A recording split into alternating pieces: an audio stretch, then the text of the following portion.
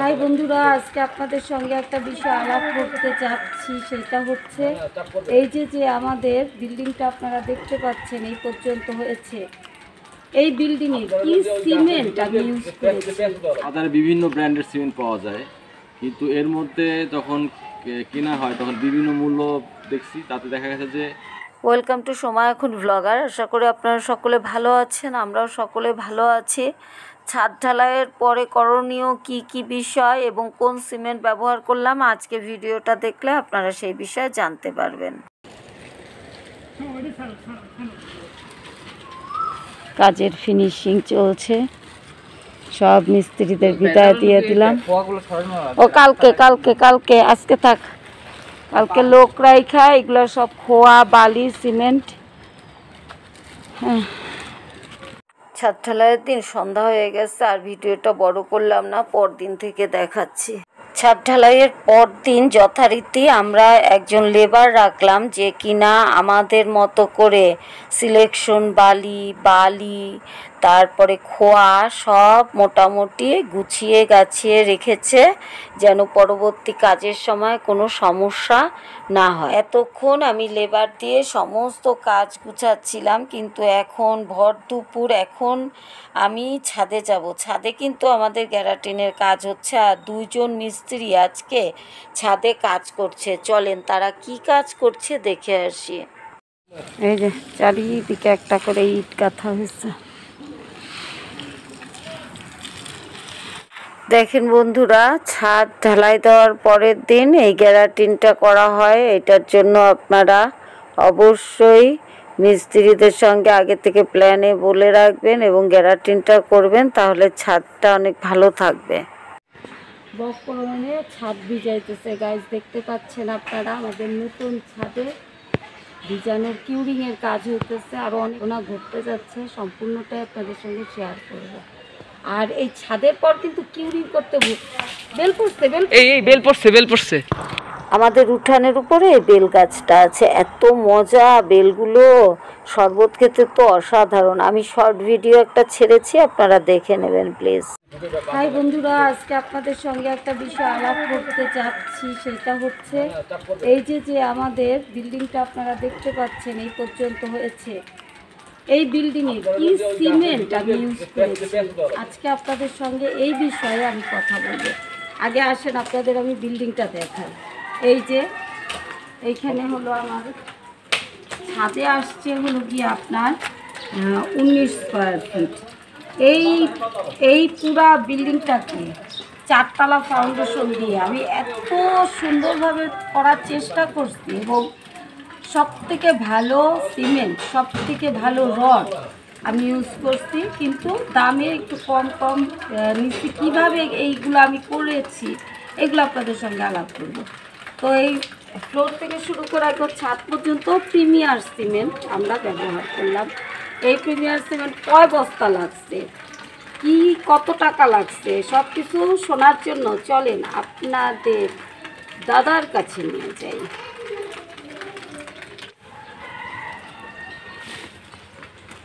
Hi guys, কেমন আছেন আপনি?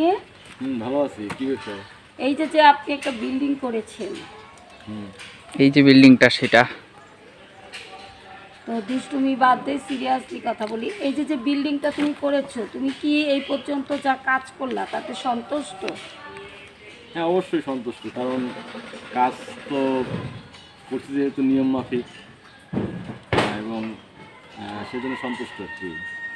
আচ্ছা, এখন আমাকে বলো যে এই বিল্ডিংয়ের কাজে তো তুমি ভালো ভালো জিনিস ব্যবহার করার চেষ্টা করছো, তবে যতই ভালো হোক দামেও তো আমরা তো মধ্যবিত্ত পরিবার, দামেও আমাদের অনুকূলে থাকতে হবে। তা তুমি কোন সিমেন্ট ব্যবহার করলা? আচ্ছা, এইটা হলো যে বাজারে বিভিন্ন ব্র্যান্ডের সিমেন্ট পাওয়া যায়, কিন্তু এর মধ্যে যখন কেনা হয় তখন বিভিন্ন মূল্য দেখছি। তাতে দেখা গেছে যে বাংলাদেশে প্রিমিয়ার সিমেন্টটা মোটামুটি মূল্য সাশ্রয়ী এবং এটা পরিচিতি আছে, এবং এই সিমেন্ট অনেক বড় বড় কনস্ট্রাকশনের সিমেন্টে করা হয়েছে, তাই প্রিমিয়ার সিমেন্টে পছন্দ করছি আমি। তো ফাউন্ডেশনে কয় বস্তা সিমেন্ট লাগলো তোমার মোটামুটি? ফাউন্ডেশনে মোট লাগছে প্রায় 350 বস্তা সিমেন্ট লাগছে। এটা হচ্ছে চারতলা ফাউন্ডেশন না? চারতলা ফাউন্ডেশন। চারতলা ফাউন্ডেশনে 14 square feet, 1600 square feet. 1600 1400 1400 1600 square feet নিচে আসছে, তাতে আসছে কত? 350 বস্তা। 350 বস্তা। এর মধ্যে আমাদের একটু বাড়তি কাজ হয়েছে রান্নাঘরের এই সাইডে, ওইটা আমি আলাদা করে করছি, ওইখানে আমার প্রায় 5-10 বস্তার মতো লাগছে। 6-7 বস্তা। আচ্ছা, এই গেল। আর এইবার যে ছাদ দিলাম আমি, এই ছাদে তোমার সিমেন্ট লাগছে কয় বস্তা? ছাদে লাগছে যে 190 200 বস্তা আমাদের অর্ডার দিছিল, তাতে আমরা 10 বস্তার মতো বাঁচাইতে পারছি। 190 বস্তা মতো লাগছে। তাও ওইগুলো তোমার ওইটা দেওয়ার সময় কি কয়? 190 বস্তাই লাগছে, কারণ আমাদের ঢালাইতে প্রায় 183 বস্তা গেছে, 83-84 বস্তা। আর বাকিটা আমাদের পরে করা হয়েছে যে কি ফিনিশিং জানি, গ্যালাডিন।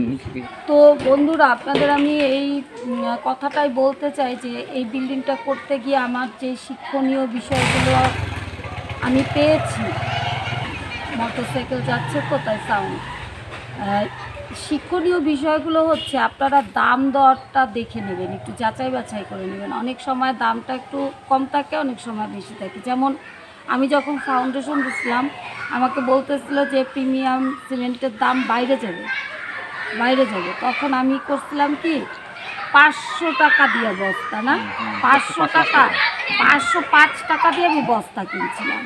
কিন্তু এখন আমি ছাদ করার সময় কিন্তু 480 টাকায় পেলাম। তো 2 বছর আগে আমি 505 টাকা দিয়ে প্রিমিয়ার সিমেন্ট কিনছি, আর এখন 480 টাকায় আমি পেলাম। তোমার ছাদ করতে কয় বস্তা লাগছে? 190 বস্তা লাগছে। এই তো আপনারা যখন বিল্ডিং করবেন অবশ্যই প্রিমিয়ার সিমেন্ট দিয়ে করেন, এইটা দামে সাশ্রয়ী এবং কার্যকারী, খুব ভালো কাজ হয়। এটা ঢালাইয়ের জন্য খুব ভালো সিমেন্ট।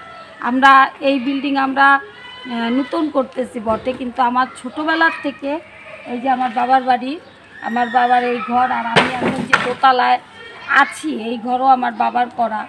আমি বছর বছর এইটা রিপেয়ার করি, আমি কাজ করি এখানে। তো এইগুলা করতে গিয়ে আমি সব সময় প্রিমিয়ার সিমেন্টটা খুব ব্যবহার করি এবং এইটা আমি ভালো ফলাফল পাচ্ছি। আপনাদের আমি সাজেস্ট করব, যদি বাড়ি করতে হয় তাহলে অবশ্যই প্রিমিয়ার সিমেন্ট দিয়ে কাজ করবেন, আপনারা অনেক উপকৃত হবেন। আর রডের কথা সে আর বলতে, আপনাদের কাছে আসছি রড নিয়ে আগামীকাল। তো আজকের ভিডিওটা এখানেই শেষ করছি। আমার কাছ থেকে যদি এই বিল্ডিংয়ের ভালো ভালো খবর আপনারা পেতে চান, অবশ্যই আমাদের সাথে থাকবেন। টাটা বন্ধুরা।